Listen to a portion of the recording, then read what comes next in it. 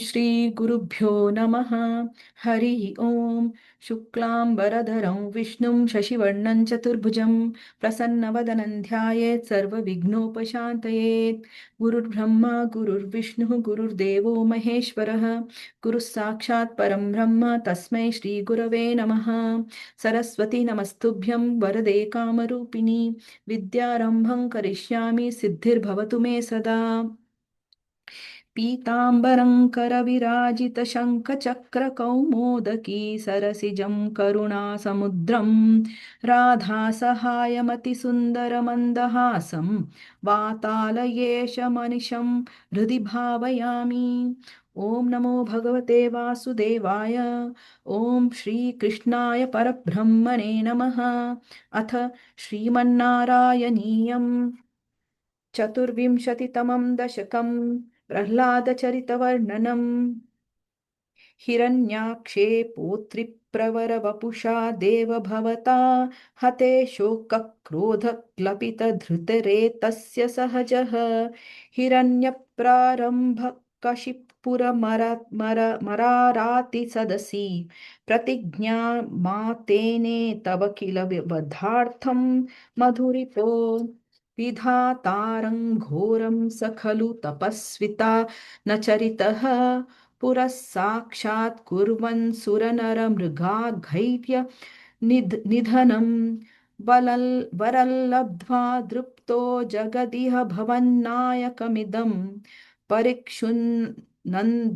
नन्दीन्द्रात् अहरत दिवं त्वामगणयन् निहन्तुं त्वां भूयस्तव पदमवाप्तस्य च रिपोः बहिर्दृष्टेरन्तर्दिधत हृदये सूक्ष्मवपुषा नदन्नुच्चैस्तत्राप्यखिलभवनान्ते च मृगयन् भिया यान्तं मत्वा स खलु जितकाशी निवृते। ततोऽस्य प्रह्लादः समजनिसुतो गर्भवसतौ मुनेर्वीणापानेरधिगतभवद्भक्तिमहिमां स वै जात्या दैत्यः शिशुरपि समेत्य त्वयि रतिं गतस्तव भक्तानां वरद परमोदाहरणतां सुरारीणां हास्यन्तव चरणदास्यन्निजसुते स दृष्ट्वा दुष्टात्मा गुरुभिरशिशिक्ष चिरममुम् गुरुप्रोक्तं चासा विधिमितमभद्राय दृढमित्यपार्कुर्वन् सर्वं तव चरणभक्त्यैव ववृधे। अधीतेषु श्रेष्ठं किमिति परिपृष्टेऽर्थतनये भवद्भक्तिं वर्यामभिगति पर्याकुलधृतिः गुरुभ्यो रोषित्वा सहजमतिरस्येत्यभिविदन् वधोपायानस्मिन् व्यतनुत भवत्पादशरणे सशूलैराविद्धः सुबहुमथितो दिग्गजगणैः महासर्पैर्दृष्टोऽप्यनशनन् गराहारविधुतः गिरीन्द्रावक्षिप्तोऽप्यहह परमात्मन्नि विभो त्वयि नस्तात्मत्वातिक किमपि न निपीडामभजत। ततः शङ्काविष्टः स पुनरतिदुष्टोऽस्य जनकः गुरुक्ता तद्गेहे किल वरुणपाशैस्तमरुणत् गुरोश्चासान्निध्ये स पुनरनुगान् दैत्यतनयान् भवद्भक्तेस्तत्त्वं परममपि विज्ञानमशिषत् पिता शृण्वन् बालप्रकरमखिलं त्वत्स्तुतिपरं वृषान्धाः प्राहैनं कुलहतकस्ते बलमिति बलं मे वैकुण्ठस्तव च जगतां चापि सबलं स एव त्रैलोक्यं सकलमिति धीरोऽयमगदीत्। अरे क्वासौ सकलजगदात्मा हरिरिति प्रभन्ते स्मत्स्तम्भं चलितकरवालोदिति सुतः।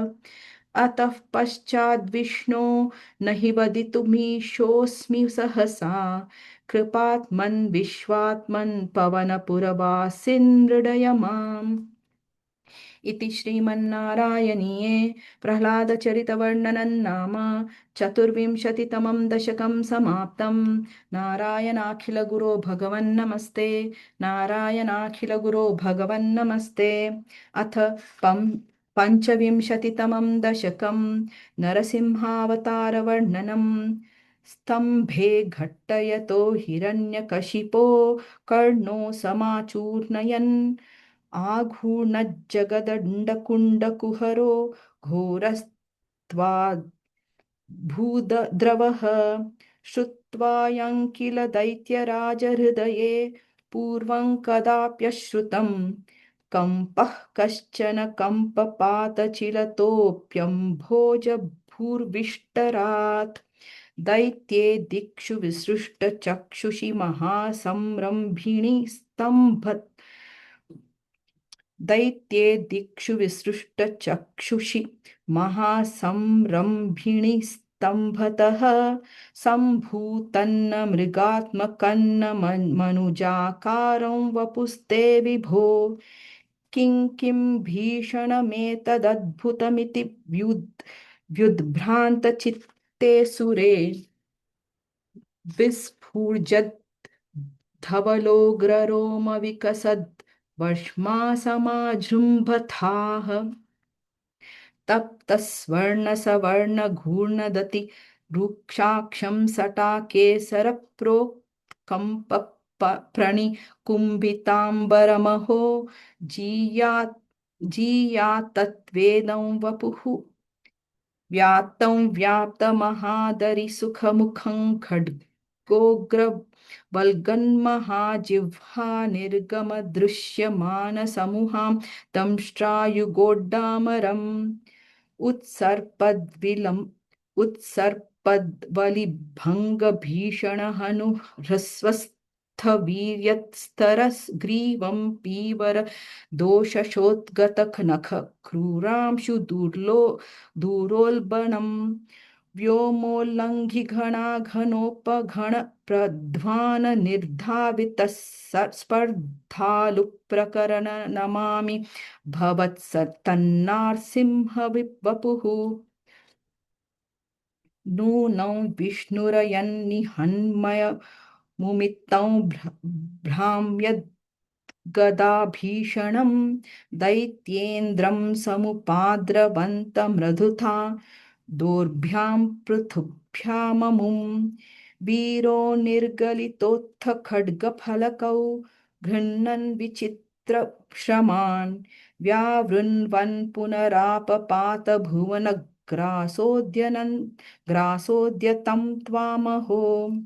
भ्राम्यन्तन्दितिजाधमं पुनरपि प्रोद्गृह्य दोर्भ्यां जगज्जवात्, द्वारेऽथोरुयुगुले निपात्य नखरान् व्युत्थाय वक्षो भुवि। निर्भिन्दन् न दधि गलद्रक्ताम्बुबद्धोत्सवं, पायं पायमुदैरयो बहुजगत्संहारि संहारवान्। त्यक्त्वा तं हतमाशु रक्तलहरी सक्तोन्मद्वाष्मणि, प्रत्युत्पत्य समस्तदैत्यपटलीं चाखाद्यमाने त्वयि। भ्राम्यद्भूमिविकम्पितां बुधिकुलं व्यालोलशैलोत्करं, प्रोत्सर्पत्खचरं चराचरमहो दुःस्थामवस्थान्दधौ। तावन्मांसवपाकरालवपुषन् घोरान्त्रमालाधरं, त्वां मध्ये सभमिद्धकोपमुषितन् दुर्वारगुर्वारवम्। अभ्येतुन्न शशाक कोऽपि भुवने दूरे स्थिता भीरवः, सर्वे शर्वविरिञ्च वासवमुखाः प्रत्येकमस्तोषशत् भूयोऽप्यक्षतरोषधाम्नि भवति ब्रह्माज्ञया बालके प्रह्लादे पदयोर्नमत्यपभव्ये कारुण्यभाराकुलः शान्तस्त्वङ्करमस्य मूर्ध्नि समधास्तोत्रैरग्धोद्गायतः तस्या कामधियोऽपि तेनिथवरल्लोकाय चानुग्रहम् एवन्नाटितरौद्रचेष्टित विभो शीतापनीयाभिधः श्रुत्यन् श्रुत्यन्तस्फुटगीत सर्वमहिमन् अत्यन्तशुद्धाकृते तत्तादृङ्गनिखिलोत्तरं पुनरहो कस्त्वां परालङ्घयेत् प्रह्लादप्रिय हे मरुत्पुरपते सर्वामयात् पाहि माम् इति श्रीमन्नारायणीये नरसिंहावतारवर्णनं नाम पञ्चविंशतितमं दशकं समाप्तं नारायणाखिलगुरो भगवन्नमस्ते नारायणाखिलगुरो भगवन्नमस्ते